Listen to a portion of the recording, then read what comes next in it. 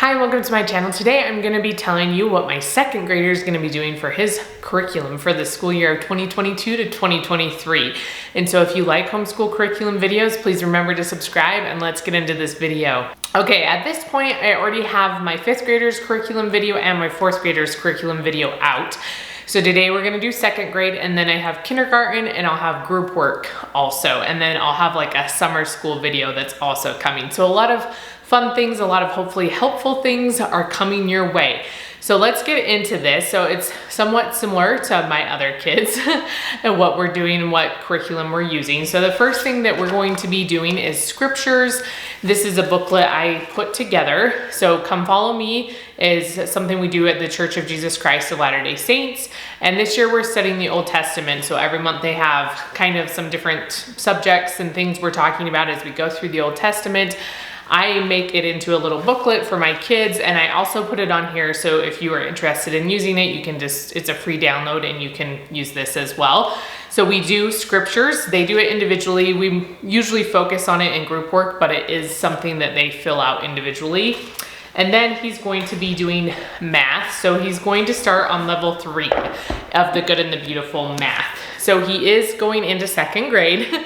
But he is very, very good at math. And so last year we started him in first grade math, and it was way too easy. And so we bought the second level of the Good and the Beautiful, and it has been perfect. Like, it has been, some of it's still a little bit easy for him, but it's been pretty good at being at his level.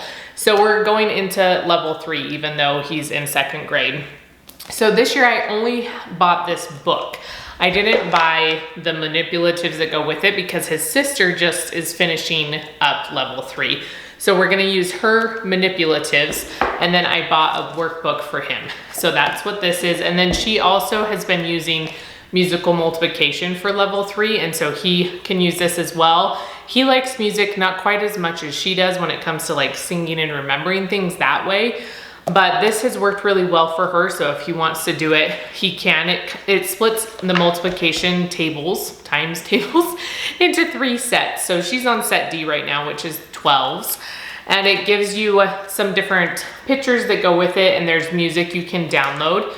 And so we'll turn it on, and it just is kind of some ways to remember the times tables. And again, some kids that works better for, and some kids it doesn't. So if they really like music, they like singing, they learn well through musical type things and through songs, then that might be something you want to get. And this is additional, like you would buy that. I think when you go into level 3, it has this as an option.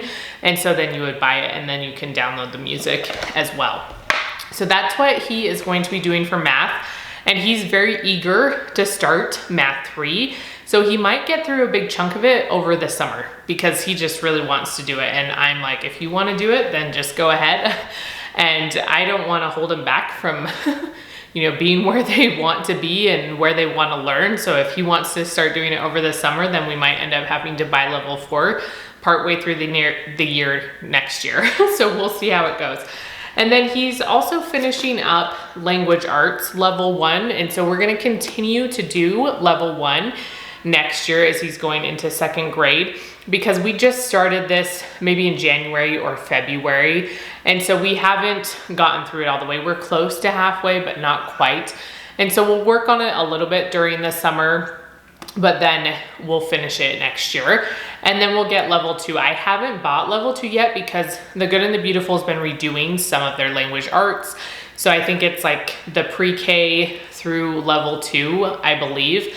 And level 2 will come out, I think, mid-July or something, June, July time. So when it comes out, I'll buy that one, so it'll be ready when he's done with this one. But since we still have a good chunk of this one left, we're gonna continue to work on that. And then this is the reader that comes with this. And then he'll also be doing handwriting. So this is level 2. He's working on level 1, I believe. I think so. And he's almost done with that. So he's gonna start level 2 and start working on this. And I really love the Good and the Beautiful's handwriting because it's not just going through the letters. It does some like line tracing. It does dot to dots, just different things that are practicing those fine motor skills, and not just A, B, C, D, because a lot of other curriculums we use do that. but this has you draw some pictures. It just has you practice that control with your hand, which I think makes it a little bit more fun and not as like monotonous as some handwriting can get. And then what are we gonna be doing? So he's gonna still be doing Spanish. So him and my 4th grader, I mentioned in her video, they've been doing the Homeschool Spanish Academy for over a year. I think it's been over a year. And they've been enjoying that, you know, as much as kids sometimes enjoy things, but they've been enjoying it. I feel like it's been really good. I have a video about it, so I'll make sure that's linked down below if you wanna check out more of my like in-depth review. I also have a link that if you click on it, you can go try out a free class. So it's a native speaker that is teaching the classes, and there's so many people to choose from. So you can try a few and see if you like one better than the others and then stick with one person, or you can just kind of go with whoever you want and, you know, shop around for a long time with whoever you want to be with. And then they have so many times too. So if you want a certain time, you might not always be able to get the same person. And if you want the same person, you might have to change your time. It just kind of depends, or you can have that same time and have multiple people. But you can choose up to 3 times a week, 3 lessons a week for 30 minutes is what my kids do because they're still pretty young. But if you have high schoolers, this is a good program for them as well. And they go up to almost an hour for a lesson. And we're just doing 1 lesson a week. I don't know if I mentioned that, but 1 has been enough for us for now. We might bump it up, and then they just practice with my husband who speaks some Spanish. So that's been working well for us. So he's gonna continue to do that and have his lesson. So that's another like individual subject for him. The last thing my 2nd grader is gonna be doing is typing. And I have forgotten to mention this in my previous 2 curriculum videos. My 5th and 4th grader will also be doing typing. And we've done typing. We've tried to do typing. We're not very consistent about it. So we're gonna try to be more consistent and see how it goes. My 5th grader has been using typing.com, which is free. You just sign up, you know, make an account, and then they go through the lessons. They have some games, which they think is fun to play the games, even though they have to be fairly competent at typing before they can play the game. So they get mad that they can't play the games, but then they get frustrated when they just keep losing. So I'm like, you gotta get better at typing. It's motivation to get better. But then last year for my daughter who's going into 4th grade, I bought the Good and the Beautiful typing curriculum. So it looks like this. So this is 1, but then it has, I have 2 and 3 for her as well. And this one has like little stickers if you want, if they are doing this and you're not gonna use it for someone else or whatever, they can put stickers on to show like they've passed something off. But it just, these lessons are pretty short, and I just put it up on like a stand next to the computer, and then they can type here, you know, and then this is a separate lesson. So some days if they get through it really fast, she might do another one.